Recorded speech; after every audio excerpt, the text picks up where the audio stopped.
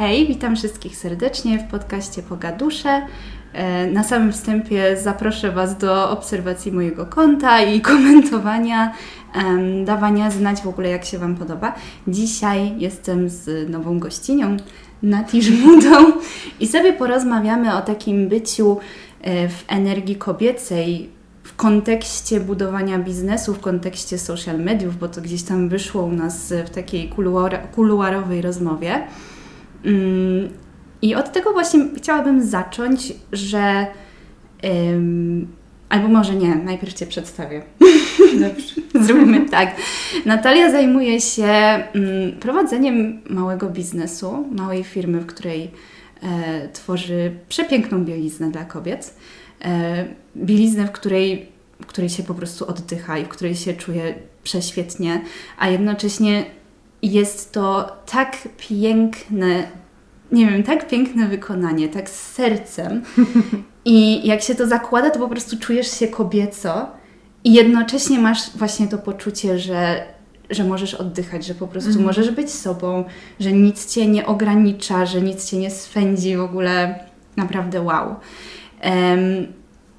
Firma nazywa się Napeli, jest malutka, w Portugalii sobie szyjesz i to jest mega też super. O tym też porozmawiamy za chwilę. Ale najpierw chciałabym zacząć właśnie od takich przemyśleń, które gdzieś tam i ja i Ty w sumie miałyśmy.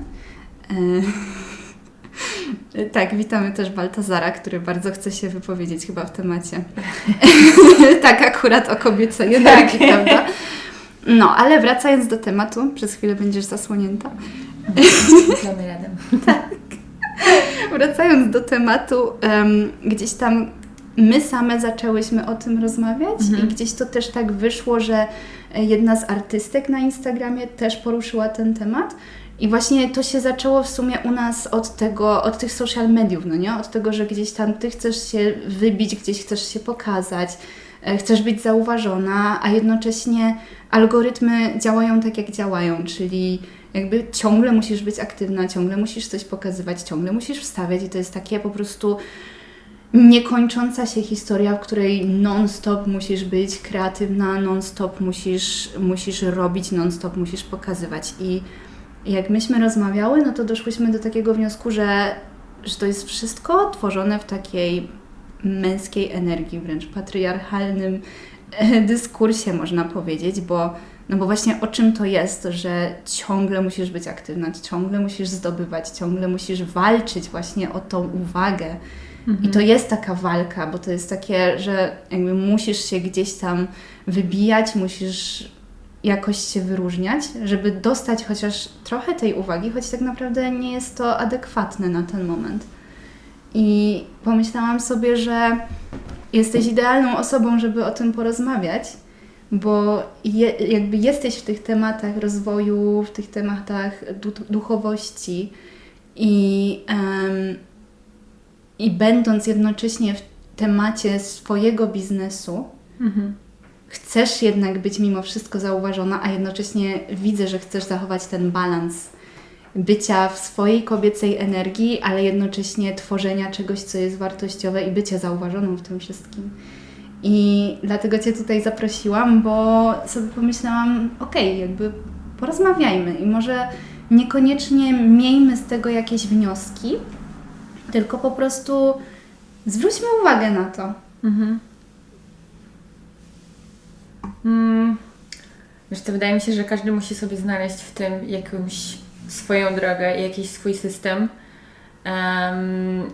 I jest to trudne faktycznie, żeby zachować jakiś taki swój balans i swoje, nazwijmy to flow, a jednocześnie być w tej ciągłości social mediów, bo niestety te algorytmy wymagają tej ciągłości, wymagają tworzenia cały czas nowych treści, podążania za trendami w jakiś tam sposób. Wydaje mi się, że trzeba sobie zadać pytanie, jaki jest Twój cel w prowadzeniu tych social mediów, bo one się rządzą numerami i statystykami, ale w tej mniejszej społeczności, którą ja mam w tym momencie, jak sobie wyobrażę te osoby, które mnie obserwują, gdyby one były przede mną, to jest ogromna grupa ludzi i też sobie tak myślę, że czasem lepiej skupić się na jakości niż na ilości tych osób i mieć tą mniejszą grupę ludzi, którzy są zaangażowani i wiesz, że to są prawdziwe osoby i część też z nich znasz, więc to się dzieje automatycznie bardziej takie personalne. No a jednocześnie wiadomo, że chcesz też gdzieś te numery zwiększyć. Ja przez jakiś czas właśnie taki czułam niewystarczający dla mnie progres z tego powodu, że te numery właśnie nie rosną i trochę sobie to musiałam w głowie wytłumaczyć, że nie jest moim celem.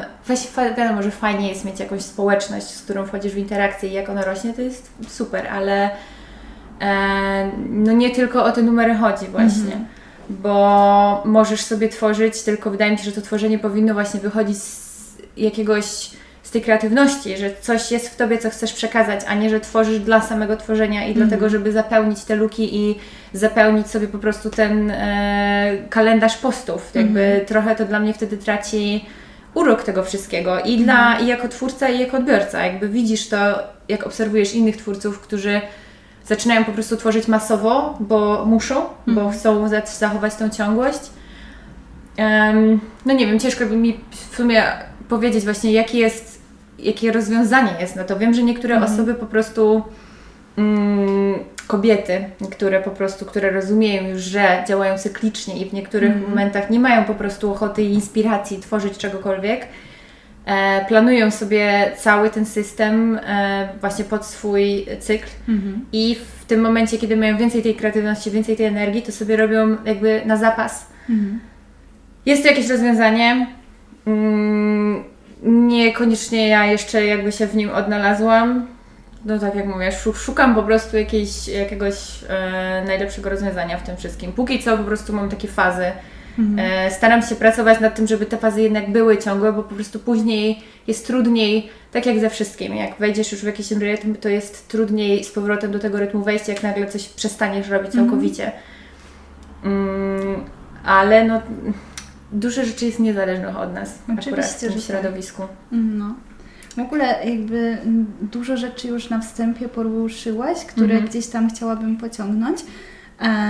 Jakby między innymi to, że właśnie kobiety nie gdzieś tam w sumie żyją po prostu w cyklach i jedno, co ja widzę, obserwując Ciebie zarówno gdzieś prywatnie, jak i właśnie na social mediach, to widzę to, że Ty jakby gdzieś żyjesz na równi ze swoim cyklem i po prostu akceptujesz to. I dla mnie jest to bardzo wartościowe, że Ty potrafisz wyjść do publiczności, bo okej, jakby masz tam osoby, które znasz wśród ludzi, którzy Cię obserwują, ale podejrzewam, że też masz sporą grupę osób, których nie znasz totalnie.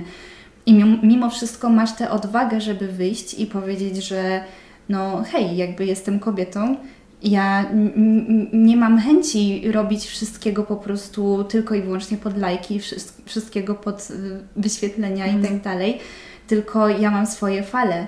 Ja raz jestem kreatywna, a raz jestem totalnie niekreatywna i to jest w porządku, bo jestem kobietą, ja nie jestem mężczyzną.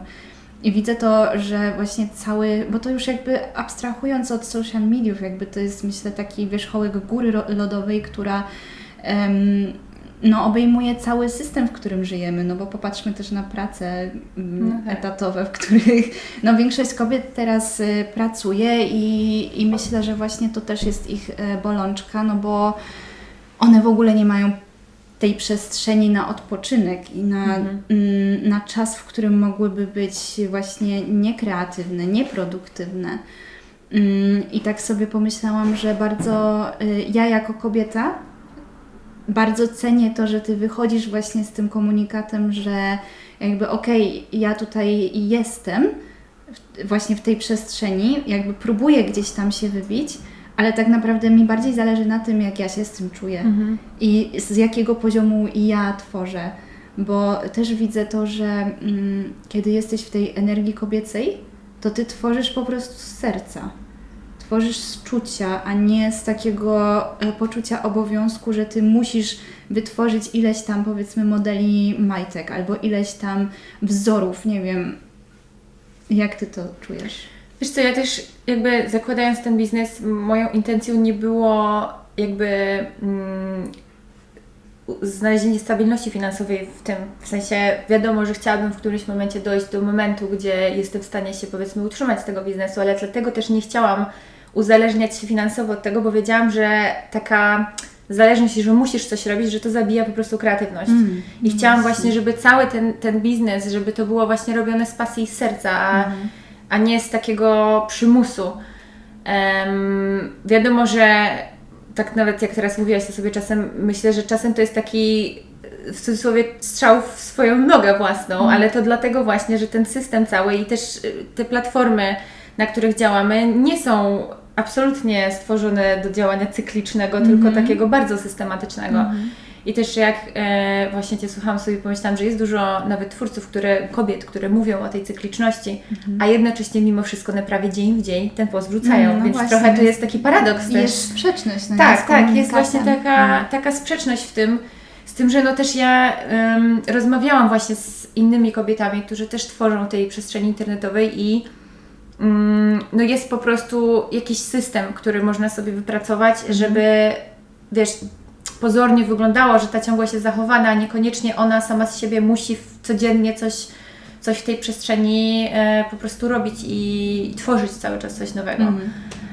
Ale ja też wiem po sobie, że mam czasem fazę, że nie chcę się absolutnie robić nic i w ogóle myśleć o tym Instagramie i o wrzucaniu postów. No wiesz, jest to takie trochę, właśnie nie ma w tym racji i nie ma w tym tak naprawdę dobrego wyjścia, bo jednego dnia mogę sobie właśnie pomyśleć, że super, że ta ilość osób może być mniejsza, ale jest właśnie, wiesz, bardziej w cudzysłowie wartościowa, bo to też nie można tak wartościować, ale z drugiej strony to takie, ja dla siebie zawsze wybiorę to, co jest najlepsze dla mnie, niezależnie od tego, czy to jest dobre dla mojej widoczności w internecie, czy nie jest, bo po prostu wiem, że ten rytm takiego ciągłego ciśnienia, ciągłej produktywności, że tak naprawdę to nie jest produktywne, zwłaszcza dla kobiety. Tak, bo w pewnym momencie już po prostu jesteś tak wyczerpana, że wręcz potrzebujesz roku, żeby jakkolwiek sobie zrekompensować ten czas produktywności. Tak, to prawda, że tak się wykończysz do takiego momentu, że potem długo musisz się po prostu regenerować, żeby wrócić do jakiegoś takiego stanu, że z powrotem tą produktywność i tą kreatywność czujesz, że ona z Ciebie wychodzi, a nie, że Ty ją musisz wymusić. Więc ja personalnie wybiorę zawsze to, co po prostu czuję, że jest najlepsze dla mnie, ale czy to jest koniecznie wtedy najlepsze dla biznesu? No nie jest, ale czy biznes jednak działa bardziej w tej męskiej energii, więc dla mnie to nawet już odchodząc od social media, to jest generalnie pytanie, jak kobiety w ogóle mogą tworzyć ten swój biznes, żeby on odnosił sukces i żeby była ta widoczność, a żeby jednak szanować tą swoją po prostu cykliczność i nie wiem, może trzeba właśnie podzielić jakoś, wiesz, nawet są różne zadania, które są do zrobienia w trakcie miesiąca i jedne pójdą Ci łatwiej w jednym tygodniu, drugie w innym tygodniu. Wiesz co, ja myślę sobie, czekaj, bo tutaj mamy zakłócenie. Ja myślę sobie, że to jest, no bo to jest systemowy problem, prawda? Wiadomo, tylko nie wiem, mam wrażenie, że mamy tutaj świadomą publiczność, a więc myślę, że mogę się zwrócić gdzieś tam z jakimś apelem do ludzi, którzy nas słuchają, no bo widzę to tak, że każdy z nas właśnie korzysta z social mediów w jakimś stopniu i każdy z nas jest narażony na tą taką bezmyślną konsumpcję i te przekazy. Jezu, przepraszam. Po prostu bardzo jest chętnie do zabawy. Mam nadzieję, że zostawić to. Mam taką, dobra, zostawię to może tu. I każdy z nas jest po prostu narażony na właśnie bezmyślną konsumpcję, taką naprawdę bezmyślną. Każdy z nas jest narażony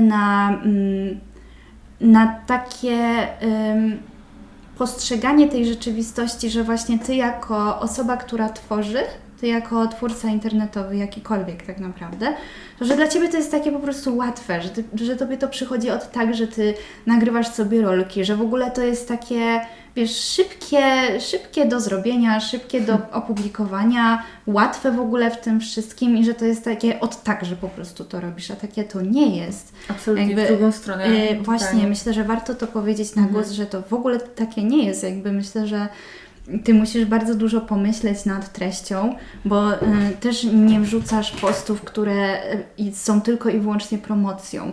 Najczęściej u Ciebie widzę treści, które jakby promują, no bo mimo wszystko gdzieś tam jest ten element właśnie promocji, ale próbujesz uświadamiać ludzi i kobiety przede wszystkim, no bo gdzieś tam też kierujesz właśnie swój biznes do kobiet, żeby świadomie też wybierały w ogóle, w co się ubierają i jakie materiały wybierają, żeby dotykały ich skóry, jak one się czują w swoim ciele i właśnie w tym, co mają na sobie. I w tym wszystkim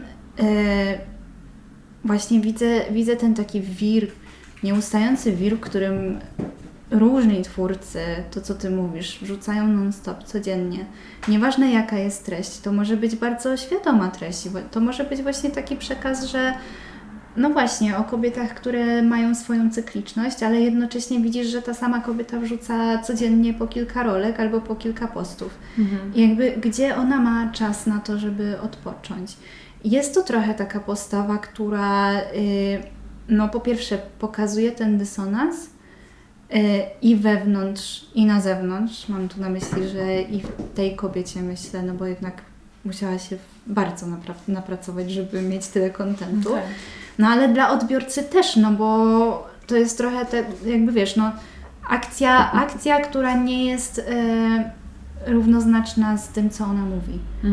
Więc jest ten dysonans, ale jednocześnie widzę, że bardzo duża odpowiedzialność spoczywa na nas jako odbiorcach tych treści, bo jakby widzę, że to jest takie, że musisz właśnie walczyć o uwagę. Ty jako twórca, ty jako, nie wiem, nawet znajomy, jakby nie wiem jak Ty, ale ja spotykałam się z takimi czasem pytaniami, czy w ogóle ja jeszcze prowadzę mojego Instagrama, czy nie, no bo jakiś czas nie wrzucałam po prostu nic, bo nie miałam tej, nie wiem, fali kreatywności. Ja nie uważam, że ma sens jakikolwiek wrzucanie czegokolwiek i byle jak, bo po prostu po co, jakby tego już i tak jest za dużo. Więc kiedy ktoś przychodził do mnie z pytaniem właśnie, czy ja coś wrzucałam, czy coś go ominęło, no to ja miałam takie poczucie, że no okej, jakby to pewnie było pytanie z troski, ale też widzę, że to jest takie, że właśnie no, musisz walczyć o tą uwagę. Nawet jako znajomy, nawet jako przyjaciel, zwłaszcza właśnie jako twórca jakikolwiek. I widzę to w ten sposób, że jeśli my jako konsumenci świadomi wybieramy jakąś markę, którą lubimy, no to obserwujemy tą markę gdzieś na Instagramie, na Facebooku czy gdziekolwiek indziej nie po to, żeby ktoś wypruwał sobie żyły, żeby pokazywać byle co i ładne obrazki. Jakby w momencie, kiedy jesteśmy świadomi i na przykład wybieramy właśnie taką markę, jaką Ty tworzysz, no to ja na przykład osobiście wybieram, żeby obserwować Ciebie, bo wiem, że jak Ty coś wrzucisz, to będzie miało sens i to mi da do myślenia. I myślę sobie, że właśnie tu spoczywa też odpowiedzialność na konsumentach tych treści, żeby nie odobserwowywać jakiegoś biznesu czy jakiegoś twórcy tylko dlatego, że nie wrzuca czegoś przez tydzień czy przez 2 nawet. Żeby nie czekać na to, aż, nie wiem, wrzuci promocję 50%, bo sorry, ale promocję 50% to może, choć raczej nie za często zobaczymy w sieciówkach, a nie, wiesz, w małym biznesie, który prowadzisz sama, jednoosobowo i w ogóle to jest też wow, myślę. No wiesz co, ludzie sobie po pierwsze nie zdają sprawy, co właśnie stoi za twórczością i wydaje mi się, że to jest twórczość jakakolwiek, cała twórczość. Tak, dlatego ja też tak już trochę globalizuję, bo to gdzieś wyszłyśmy właśnie od tego tematu biznesu i właśnie tej przestrzeni takiej bardzo skonstruowanej na męski sposób bycia i w tym właśnie ta nasza kobieca energia i tworzenie w kobiecej energii, ale ja widzę, że to właśnie przekłada się na bardzo różne płaszczyzny życia, więc można to globalizować. W ogóle myślę, że ta przestrzeń, w sensie ta przestrzeń internetowa jest po prostu odzwierciedleniem tego, co generalnie dzieje się w życiu, bo dla mnie też ten inny styl życia, który ja wybrałam i ten sposób biznesu, w jakim go prowadzę, jakby to wszystko podziało się z tego, że dla mnie po prostu ten pęd w mieście, to wszystko po prostu było za dużo, jakby każda i znajomość i twórczość traci po prostu wartość w którymś momencie, bo jest tego wszystkiego tak dużo, że ja nawet, jak mam być szczera, jako twórca, wiem, że wkładam właśnie w tą treść jakość, czas, że chcę, żeby to komuś coś dało, plus, żeby to było ładne, estetyczne i wiesz, wszystko poskładane. I jest to frustrujące też dlatego, że wkładasz w to tyle czasu i tyle energii po to, żeby to za godzinę po wrzuceniu po prostu zniknęło. I może ktoś tam kiedyś, wiesz, coś da jakiegoś lajka gdzieś w międzyczasie, ale jakby nie jest to takie, nie czujesz tej jakby nagrody za to, wiesz, w cudzysłowie, co włożysz po prostu tą pracę. Wiadomo, że fajnie, że nie można patrzeć na to aż tak jednostkowo, bo jednak ta cała twórczość internetowa składa się w całość, tak? I to się przekłada później na czy nowych obserwatorów, czy klientów i tak dalej. Więc trochę właśnie staram się ja przynajmniej odłączyć to takie oczekiwania rezultatu od tego, bo wiem, że tego rezultatu może nie być po prostu tego, jakie ja sobie wymyślę. Też mi się wydaje, że to jest po prostu generalnie właśnie, że twórcy różni mogą mieć takie odczucia i nie wiem, dla mnie jest to po prostu przykre, jak mam być szczera, że w ten sposób świat funkcjonuje, że wszystkiego jest tak dużo i super, że jest to, wiesz, że mamy do wszystkiego dostęp, że nie jest tam po prostu łatwo dużo żyć, tylko czy ta łatwość jest wartością. Wydaje mi się właśnie, że przez ten łatwy dostęp, przez to, że wszystko możesz kupić, pojechać gdziekolwiek chcesz, że to wszystko traci po prostu wartość tego. Jak nie włożysz w coś pracy i nie poświęcisz temu czasu i dostaniesz coś bez żadnego wysiłku, też już mówię tak całkiem po prostu generalnie, to ta rzecz, czy to doświadczenie po prostu nie ma wartości. Przeminie i zaraz chcesz mieć kolejne. I nie wiem, ja czuję w sobie taki protest przeciwko temu i ja właśnie w swoim życiu i też właśnie w tym, co wrzucam gdzieś do szerszego grona odbiorców, bo nie chcę dokładać się po prostu do tego rytmu. Nie wiem, uważam, że są totalnie wyczerpujący i nawet po prostu ten pęd nie masz jakby właśnie tej nagrody za to. Ale też tak sobie myślę, nie wiem, bo przydałoby się tutaj spytać jakiegoś mężczyzny świadomego. Tak, tak. Ale myślę sobie, że to też musi być wyczerpujące dla nich samych i nie wiem, być może tak nie jest do końca. Ale ja widzę, że wiele mężczyzn nie czuje się dobrze w tym wszystkim, nie czuje się dobrze w tym systemie i właśnie to jest to, że to, o czym Ty mówisz, że takie zdobywanie wszystkiego, że to jest wszystko na wyciągnięcie ręki. Nie ma w tym w ogóle takiej interakcji ludzkiej. I myślę sobie, że jakby tu mamy ten pierwiastek męski, w którym właśnie zdobywasz, że to jest łatwe, to jest takie bardzo mechaniczne.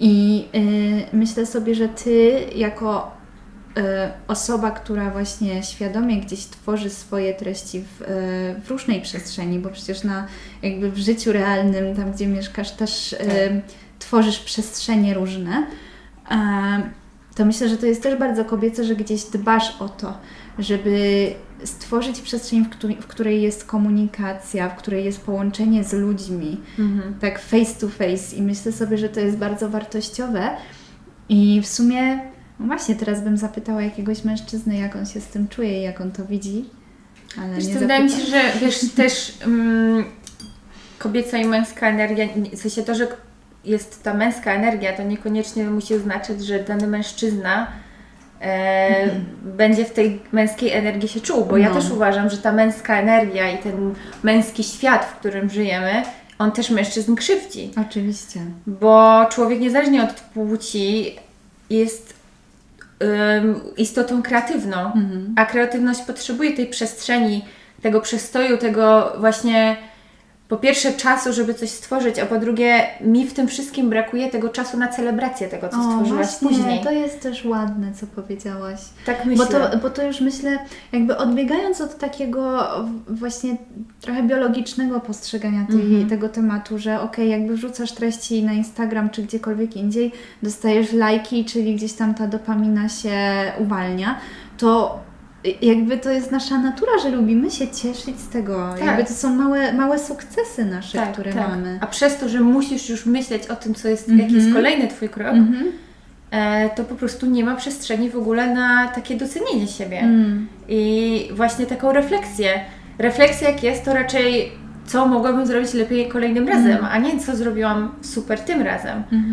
Nawet też ja się na tym złapałam właśnie analizując sobie różne kolejne kroki właśnie w rozwoju tego biznesu, że nawet sobie tam, nie wiem, robiłam już jakieś notatki na zasadzie co muszę ulepszyć, co poszło nie tak i sobie właśnie się zorientowałam, a gdzie jest przestrzeń na to, co zrobiłam właśnie tak. Co spróbowałam, co doświadczyłam, co było fajne w tym wszystkim i też właśnie to jest ten pęd, że cały czas musisz robić coś kolejnego, bo jak nie zrobisz, to znikniesz. No właśnie i tutaj się też pojawia ten lęk, że znikniesz. Tak. I to jest też taki bardzo podstawowy lęk, nie? Jak byliśmy niemowlakami, czy nawet wcześniej, no to akurat w naszym pokoleniu myślę, że sporo jeszcze było tych przypadków nieplanowanych ciąż. Pewnie tak. Ja tu trochę z totalnej biologii wyjeżdżam, bo wiem, że to się łączy, no nie? Że potem właśnie człowiek żyje w tym lęku właśnie przed byciem niewidzianym, przed właśnie byciem gdzieś porzuconym. Ale też sobie myślę, że właśnie ważną rzecz tutaj poruszyłaś w kontekście tej celebracji, ale jednocześnie tak sobie myślę, że jesteśmy, większość z nas jest podzielona na płci takie heteronormatywne, to wiadomo. Jakby tutaj trochę pomijam tę część społeczności, która nie jest heteronormatywna, bo ciężko mi się po prostu na ten temat wypowiadać. Tak, no tutaj myślę, że to jest akurat jeden z tych tematów, gdzie jeszcze nie ogarnęliśmy jako ludzkość takich podstawowych spraw, a tutaj właśnie już się pojawiają różne inne tematy, więc wolę się po prostu zająć, zwłaszcza, że ja jestem heteroseksualną kobietą, to wolę się po prostu zająć tym, o czym mogę rozmawiać. Ale mimo wszystko, jak jesteśmy podzieleni na te płcie, czy kulturowe, czyli gendery, czy biologiczne, to mimo wszystko dobrze jest gdzieś szukać tej równowagi w sobie, bo tak czy siak mamy w sobie, my jako kobiety, ten pierwiastek męski. Być może z tego miejsca, z tego punktu w sobie mamy w ogóle siłę, żeby walczyć o tę uwagę. Mamy w ogóle, nie wiem, jakiś taki opór w sobie, żeby, albo może zaparcie, takie samo zaparcie, coś w tym stylu, żeby po prostu cisnąć z tematem, nie? I myślę sobie, że czasem po prostu my kobiety zapominamy o tym i za bardzo jakby wchodzimy w te energie męskie i po prostu budzimy się w pewnym momencie swojego życia, że jesteśmy wyczerpane. Tak, totalnie wyczerpane i to jest to, co Ty mówisz, że byłaś zmęczona już życiem w mieście. Ja sobie nawet nie zdawałam sprawy z tego, że byłam zmęczona tym. Jak jesteś w tym pędzie, to w ogóle nie jesteś tego świadoma. I ja też jak wyszłam z tego, to też nie była moja świadoma decyzja, że ja teraz w tym momencie chcę się wyprowadzić z miasta i chcę zacząć wolniejsze życie. Po prostu podążyłam trochę za wizją mojego partnera i dopiero później jak właśnie przeszłam przez taki detoks właściwie od tego pędu. Teraz jak jestem w mieście 2 tygodnie, to się czuję tak już sprana tym pędem, że pewnie mi to zajmie z miesiąc, zanim poczuję, że faktycznie odzyskałam tą swoją równowagę. Ale tak jak mówisz właśnie o balansie, czy w tych męskich i kobiecych energiach, czy też w nas samych, które też są obie, jakby wydaje mi się, że to podążanie do balansu, że to jest niekończąca się trochę taka gra ze sobą i z życiem, bo nie można też, dojść do momentu, że teraz mam jakiś balans, bo ten balans zostanie zaburzony prędzej czy później z jakiegoś powodu. My się też zmieniamy, życie się zmienia, przechodzimy przez różne tego fazy i wydaje mi się, że to jest taka ciągła właśnie taka praktyka i taka rutyna, żeby mieć tą świadomość w tym wszystkim i po prostu starać się gdzieś do tego balansu po prostu wrócić. No, też tak to widzę. Bo też to będzie różnie wyglądać i też dla różnych osób i w relacjach i damsko-męskich i tej samej płci, ten podział właśnie tej męskiej i kobiecej energii, jakby mi też zajęło trochę czasu w głowie, żeby oddzielić właśnie tą energię od płci, że to nie jest równoznaczne z tym, bo łatwiej faktycznie się skupić na dwóch płciach i jakoś tak sobie to powiedzmy bardziej szablonowo rozdzielić w głowie. Bardzo powiem stereotypowo, kobieta gotuje, mężczyzna zarabia pieniądze, ale no ten taki balans pomiędzy ludźmi będzie wyglądał różnie. Po prostu wydaje mi się, że ważne w tym jest wszystkim, żeby mieć tą po prostu świadomość i też widzę to, że ludzie tej świadomości też często nie mają, bo też nie mają nawet właśnie na to przestrzeni, bo są zajęci, bo jest coś kolejnego do zrobienia i cały czas jest coś i nie ma po prostu takiego momentu przestoju, żeby się nad tym wszystkim po prostu zatrzymać i zastanowić chwilę. Wchodzisz w jakiś schemat właśnie, chociażby, nie wiem, w pracy czy w relacji i robisz rzeczy, które może nie do końca Tobie faktycznie mogą odpowiadać, ale człowiek też się jest w stanie do wszystkiego przyzwyczaić po prostu.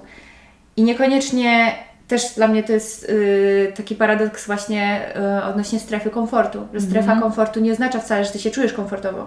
To jest po prostu coś dla Ciebie znane, ale często my w tej strefie komfortu się czujemy bardzo niekomfortowo właśnie. Tak, i myślę sobie, że to jest akurat też ciekawy temat właśnie w kontekście odnajdywania tego balansu i jeszcze właśnie w kontekście odnajdywania w sobie tej kobiecej energii, bo tak, jakby z moich gdzieś tam informacji wynika, że w momencie, kiedy jesteś kobietą, no to tego pierwiastka kobiecego, tak żeby właśnie ten balans był, to nie chodzi o to, żebyś miała 50-50, żeby to było takie 50-50. W ogóle nie. W ogóle balans nie polega na takim... Tak samo w relacji. To też nie chodzi o to, że każdy z nas ma wnosić po 50% jakichś tam wartości, nie? Z tego co wiem, to jest tak, że taka idealna proporcja tych wartości właśnie męskich do kobiecych, no to ja jako kobieta, no to będę miała 80% tych wartości kobiecych w stosunku do 20% męskich. I na odwrót u mężczyzny podobnie 80% męskich do 20% kobiecych. I tak sobie pomyślałam, że jakby łatwo jest sobie mówić o tym w momencie, gdzie my już gdzieś tam przeszłyśmy jakąś drogę. Ty w ogóle bardzo wyjątkową, bo no właśnie porzuciłaś gdzieś takie życie w tym pędzie, życie w ogóle w mieście, gdzie w sumie prawie całe życie byłaś tutaj. Blisko, tak. No właśnie. I w sumie obie byłyśmy no trochę programowane na to, żeby żyć w takim mieście, właśnie w tym pędzie. Nawet powiedziałabym, że bardzo. No właśnie. I nawet z tej perspektywy i z tego dystansu widzę, jak bardzo, że tak naprawdę przez każdy etap szkolnictwa głównie, no i wszystkiego, co się z nim wiąże, to gdzieś było to programowanie bardzo. No i był ten plan, że taki plan życia, że tak po prostu będziemy zdobywać właśnie jakąś karierę robić, a tutaj się pozmieniało. Ty wybrałaś właśnie przeprowadzić się do Portugalii, do bardzo cichego miejsca w ogóle, takiego myślę sobie totalnie odwrotnego. Bardzo odwrotnego, tak. Tam mówiłaś, że za dużo też ludzi nie ma dookoła i musi być... Latem jest dużo, ale zimą jest mniej. Ale wyobrażam sobie, że musi być totalnie cicho, wiesz, jesteś cały czas w naturze w ogóle, więc to jest coś, co jest tutaj no raczej mało osiągalne, więc miałaś trochę taki, myślę, skok na głęboką wodę, gdzie musiałaś właśnie sobie przewartościować pewne rzeczy i zobaczyć na swoje życie z innej perspektywy i ja wiem, że to było dla Ciebie bardzo też trudne, bo nie byłaś na to gotowa do końca. W sumie nikt Cię nie przygotował na to, że nagle mając tam, nie wiem, 25 czy więcej, czy trochę mniej lat, nagle Ci się przewartościuje całe życie i nagle w sumie nie będziesz wiedziała, co dalej, no bo całe życie tak naprawdę dążyłaś do jakiegoś jednego celu. Tak, i miałam jakieś takie właśnie szablonową wizję, co w życiu moim będzie się działo. Wiesz co, na pewno byłoby inaczej, gdybym ja faktycznie doszła do momentu, że tego życia w mieście mam dość i że chcę to zmienić i gdyby była to moja własna decyzja, a ja po prostu w tej młodości i w zakochaniu miałam, wiesz, go with the flow. No właśnie, też bardzo kobiece, no nie? Tak, i nie było w tym za wiele jakiegoś takiego rozmyślania i takiego, czy to jest dobra decyzja, czy nie jest. Ja po prostu totalnie, nie wiem, stwierdziłam, że co mi życie daje, to biorę, bo to jest dla mnie doświadczenie. I też na początku, wiesz, masz nowe doświadczenia, nowe miejsca, masz tą dopaminę cały czas, masz tą ekscytację i dochodzisz do momentu, kiedy to życie trochę zwalnia i dla mnie to było bardzo trudne, bo spędziłam dużo czasu sama, po pierwsze, sama ze sobą, czego ja wręcz panicznie się bałam wcześniej. I w tej przestrzeni właśnie przechodzisz przez różne takie fazy. Jest właśnie to frustracja i są to płacze i jest wiesz, dużo różnych trudnych emocji. Już wszystkie zadania, które miałaś do zrobienia są zrobione i co dalej po prostu? Masz wtedy czas i się zastanawiasz nad tymi różnymi sprawami. No i wiesz, to też nie jest tak, że sobie siedzisz, coś sobie przemyślisz, to Ci kliknie i już masz to załatwione. Mi się też tak wydaje, że pewne nasze jakieś takie trudności, one są w nas i po prostu my się uczymy, jakby przez nie przechodzić, ale one do nas będą wracać w różnych tych momentach życia. No o to chodzi też w tym rozwoju, że mamy te testy, no nie? Że okej, jakby gdzieś sobie coś przepracujemy, coś zrozumiemy, ale no potem właśnie, tak jak mówisz, wracają te same sytuacje i to jest tak naprawdę test, w którym widzimy, czy faktycznie we mnie się to zintegrowało, faktycznie gdzieś te stany zapalne przestały być stanami zapalnymi i wtedy widzimy faktycznie albo ten progres albo regres, no nie? No tylko właśnie też musimy mieć przestrzeń i czas, żeby w ogóle móc na to spojrzeć, bo no jest zdecydowanie mi łatwiej właśnie żyjąc w innej przestrzeni i w innym i fizycznej przestrzeni i właśnie mentalnej, która jest wiesz, też odzwierciedleniem, że po prostu ten styl życia nie wymusza na mnie, że ja cały czas jestem zajęta, więc ja naturalnie po prostu mam gdzieś tą przestrzeń ciszy, że te myśli, wydaje mi się, że to po prostu przychodzi do człowieka naturalnie w którymś momencie, jak odrzucisz od siebie ten pęd i tą taką zadaniowość i tylko też rozumiem to absolutnie, bo też mieszkałam właśnie w tym stylu życia w mieście, że wiesz, mówimy miasto, ale generalnie powiedzmy, nie wiem, możemy nazwać to normalnością w jakimś tam społecznym oczekiwaniu. Ale jest trudno po prostu mieć taką przestrzeń naturalnie, bo po prostu jej nie ma. Więc wiesz, fajnie też sobie tą przestrzeń stworzyć w taki, w cudzysłowie, bardziej wymuszony może sposób, gdzieś, wiesz, nie wiem, pójść, wyjść rzucić na spacer. wszystko, wyjechać w Bieszczady. Rzucić wszystko, tak. Czy wiesz, są tu jakieś zajęcia... No nie wiem, też mam trochę mieszany stosunek do tego, bo fajnie z jednej strony, że są właśnie te zajęcia, czy że jest medytacja, też jest trochę trend na to wszystko. Tak. Ale z drugiej strony, jak Ty pójdziesz na taką godzinę zajęć, a wiesz, że po tych zajęciach musisz zrobić dalej milion rzeczy i przed nimi też i jeszcze na jutro i na za tydzień, to ta godzina to nie jest wystarczająco dużo czasu, żeby przez to wszystko przejść. No, poza tym też mówisz, że to jest trend i dobrze to nazywasz, bo często ludzie idą na tą medytację, ale po to, żeby właśnie zrobić sobie fotkę na Instagrama i się tym pochwalić, a nie po to, żeby spotkać się samemu ze sobą, bo to już jest trudne. I ja też długo do tego dochodziłam w tym wszystkim, żeby w ogóle oddać ludziom to prawo do tego, że oni mogą po prostu nie chcieć. I oni mają do tego święte prawo, żeby się nie spotykać ze sobą. Tak, bo to jest po prostu odwaga. trudne. To jest odwaga, żeby stanąć do tego po prostu. Dlatego też widzę, że, bo to się też jakby wpisuje w tematykę naszego podcastu dzisiaj, bo w momencie, kiedy robisz coś na zasadzie trendu, no to nie ma tutaj nic z czucia. No właśnie, nawet wracając jeszcze do tych social mediowych tematów, też mi się zdarza wrzucić właśnie jakieś trendy i uważam, że też to jest okej. One są, wiesz, bardziej taką formą zabawy.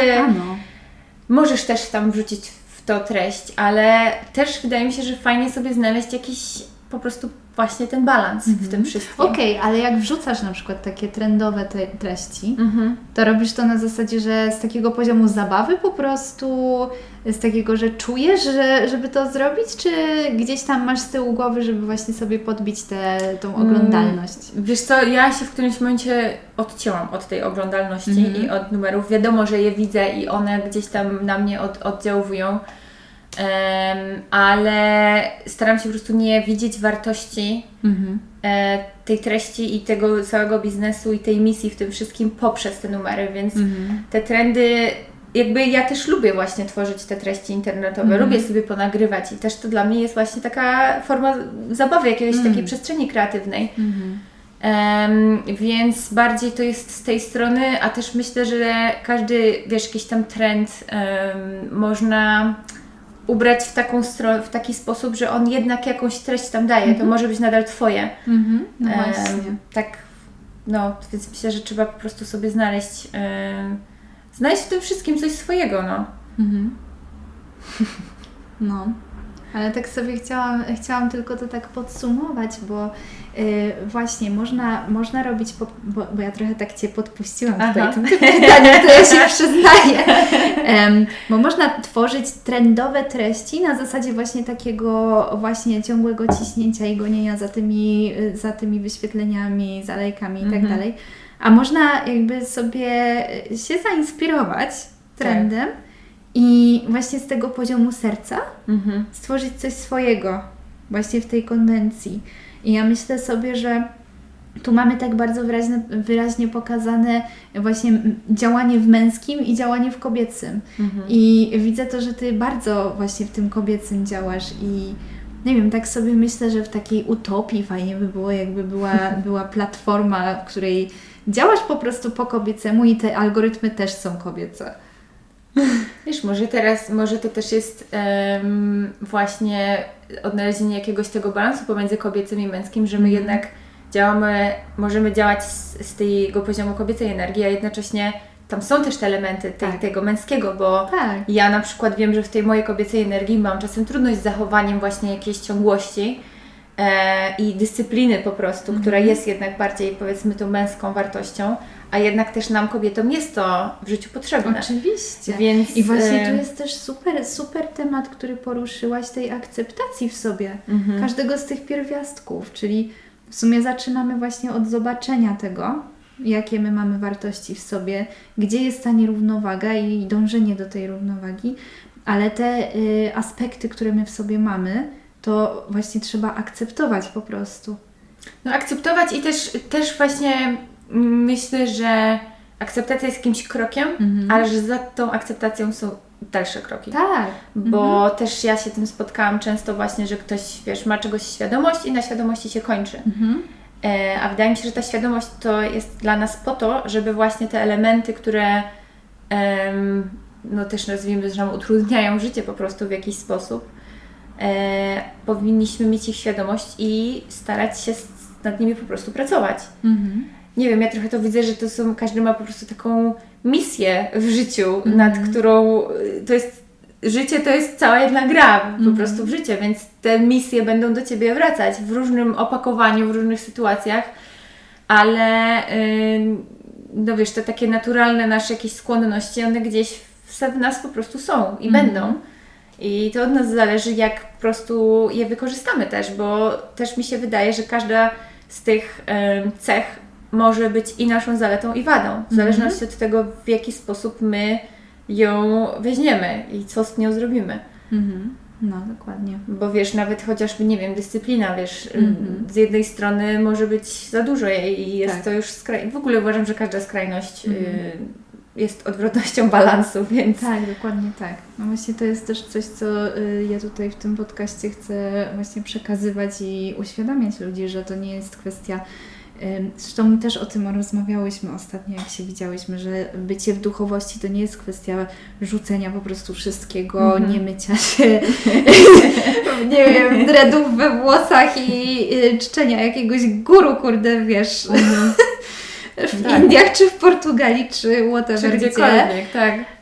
Tylko właśnie no to jest ten balans i jakby każdy ten balans musi w sobie znaleźć i u każdego ten balans będzie wyglądał inaczej, bo tutaj no jest tyle różnych aspektów, które się pojawiają w życiu każdego człowieka. My mamy tyle warstw różnych, że warto po prostu być ciekawym siebie i to co Ty mówisz, że okej, można być świadomym pewnych rzeczy, ale bycie świadomym i wybieranie po prostu podążania za schematami to jest zwyczajna ignorancja, bo widzisz to, co Ty robisz i Ciebie to już nie interesuje, jakie są efekty Twojego działania. No tak. Więc warto brać odpowiedzialność właśnie za to, co Ty robisz, co Ty tworzysz i w jakich energiach Ty tworzysz.